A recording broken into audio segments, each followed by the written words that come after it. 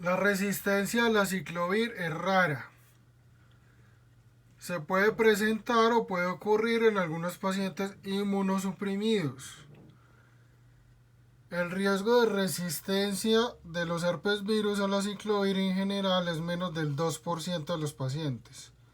Entonces no es tan habitual. Si hay resistencia y el paciente no responde al tratamiento, hay entonces otras alternativas como el Foscarnet.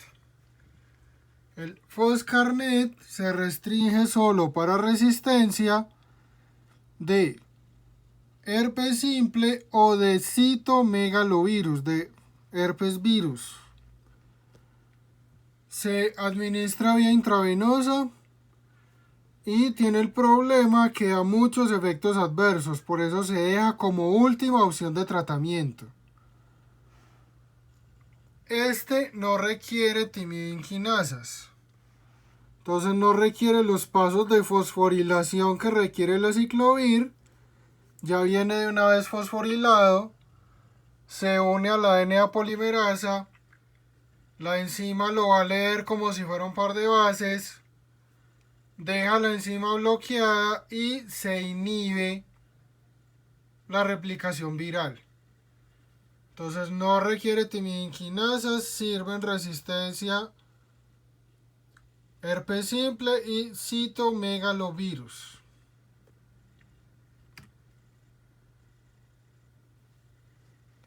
Da más toxicidad que aciclovir, ganciclovir y antivirales similares. Entonces mucho más nefrotóxico que la aciclovir, más riesgo de toxicidad hematológica que la aciclovir, más riesgo de toxicidad neurológica que la aciclovir. Y fuera de eso, puede generar hipocalcemia e hipocalemia. Entonces puede bajar los niveles de calcio, de potasio, de fósforo, de magnesio. Hipocalcemia. Ese paciente va a tener tetania, puede tener síncope, puede tener convulsiones, puede tener bradicardia. Hipomagnesemia, alteraciones musculares. Hipocalemia, riesgo de arritmias, no es como tan significativo. Y también debilidad muscular. Entonces el Foscarnet puede quelar, puede atrapar o puede alterar la parte de excreción en el riñón de iones y va a generar una disminución de calcio, magnesio, potasio y por ahí derecho con el calcio el fósforo.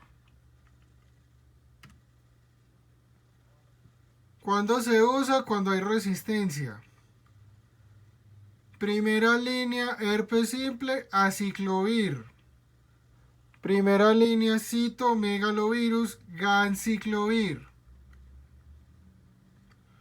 Si hay resistencia a esos medicamentos, ahí se utilizaría el Foscarnet.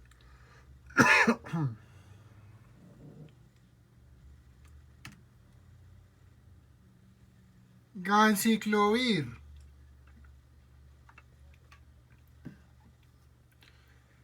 Este es el tratamiento de elección para infecciones por citomegalovirus.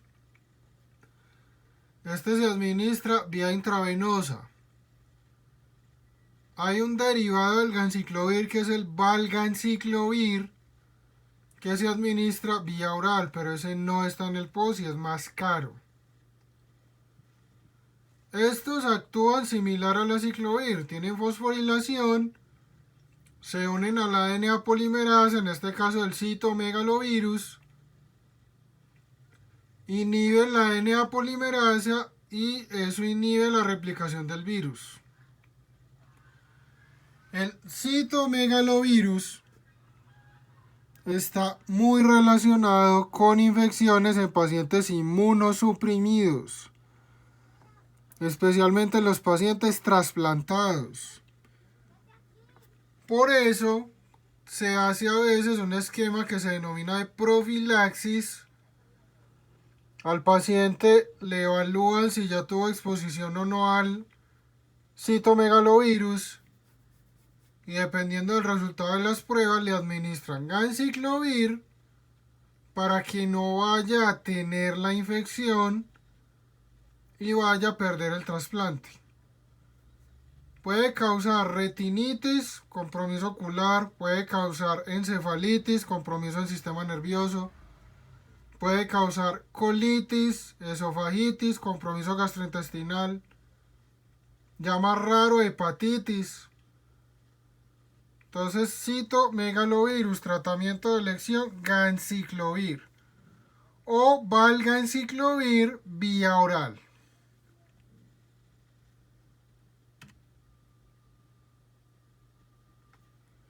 El aciclovir no sirve para citomegalovirus. No pueden encontrar como con actividad contra citomegalovirus el aciclovir en literatura, pero no. Los pacientes normalmente no responden, tendrían que ser dosis muy altas, muy tóxicas. Entonces el aciclovir no sirve contra citomegalovirus. Tratamiento de elección contra citomegalovirus, ganciclovir. Y si hay resistencia, entonces está, por ejemplo, la alternativa del foscarnet.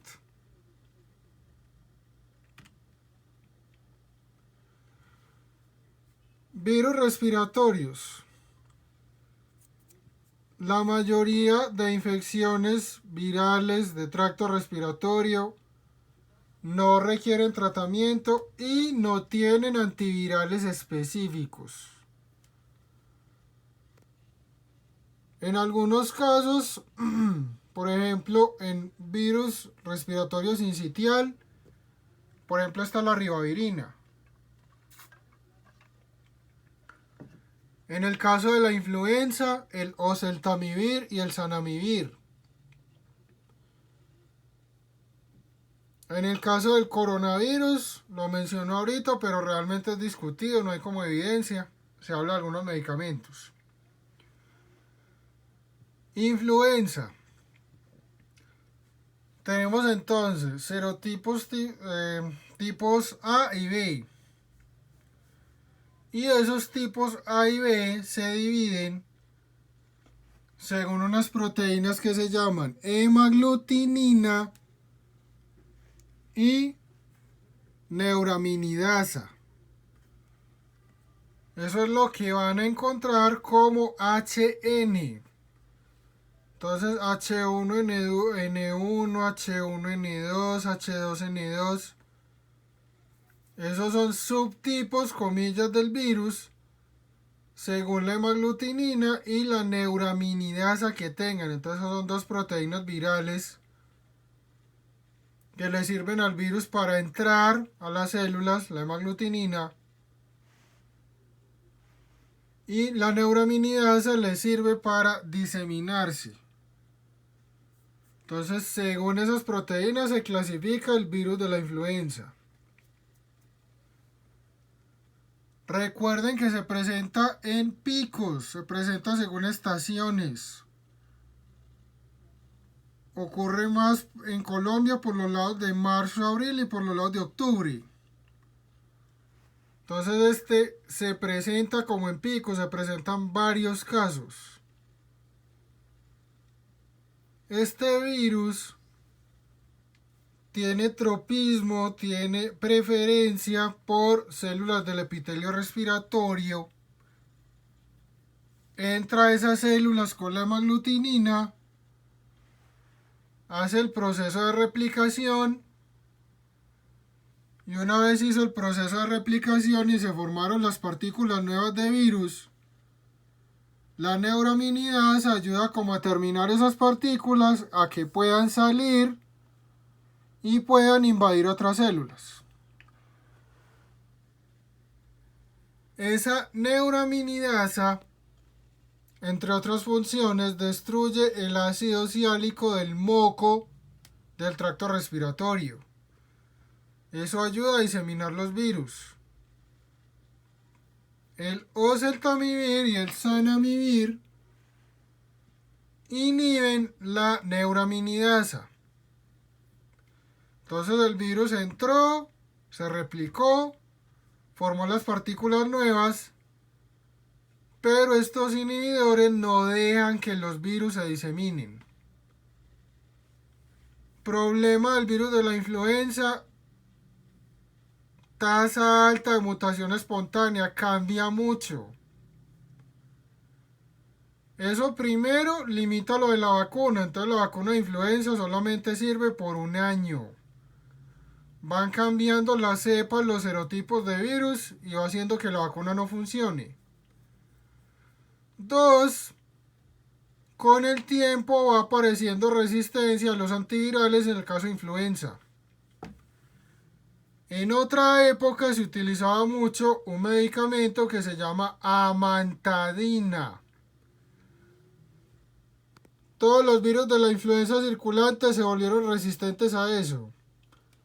Entonces la amantadina en la vida actual se usa, por ejemplo, para Parkinson. Ya como antiviral influenza no sirve.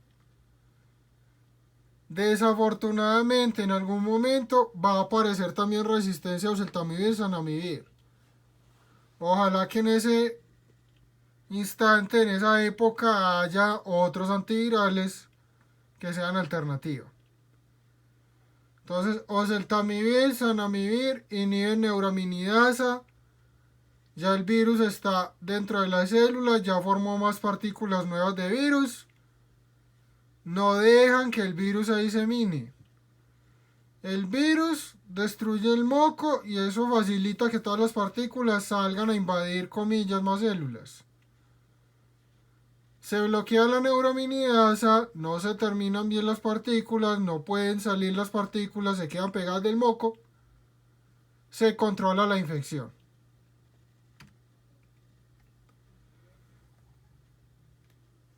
Cinética, así como importante, riñón.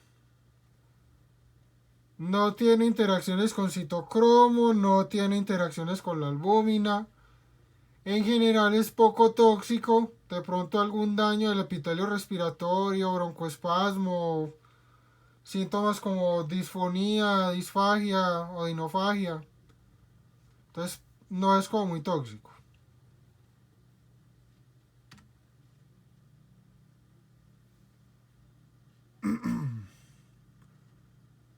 Entonces, estos actúan más en la parte de liberación de los virus. Y ni en la neuraminidasa no dejan que se terminen de separar las partículas y que salgan a invadir más células. Coronavirus COVID-19. Hasta hace 2 días, sí, literal 2 días, se hablaba o se recomendaba tratamiento con cloroquina o hidroxicloroquina. Es mejor la hidroxicloroquina, más biodisponibilidad, se absorbe mejor. Digamos que un poquito más de efecto. Con indinavir, lopinavir, que son medicamentos que se han utilizado tradicionalmente en VIH, antirretrovirales. Con remdesivir, que es otro antiviral. Y con ivermectina. ¿Qué pasó? Salió un estudio en The Lancet, salió un estudio con muchos pacientes, casi 9.000 pacientes, en el que encontraron que todos estos medicamentos que se han estado utilizando no mostraban como buena utilidad en los pacientes. Incluso en algunos pacientes antes se ha aumentado el riesgo de toxicidad, por ejemplo con la cloroquina.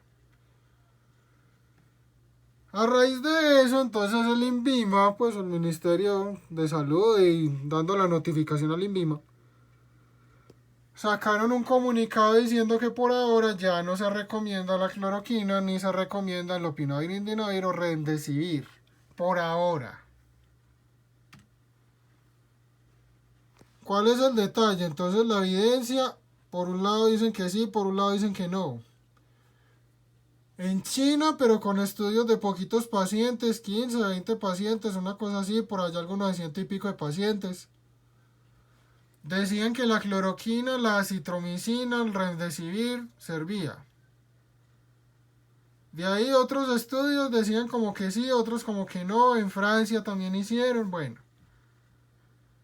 Dentro de los estudios entonces hablaban de hidroxicloroquina, de acitromicina, no lo mencioné ahorita, del remdesivir, también de la ivermectina, pero con este último estudio que salió hace 2-3 días, o bueno, que publicaron resultados hace 2-3 días, por ahora estos tratamientos están en veremos, entonces por ahora no se recomiendan.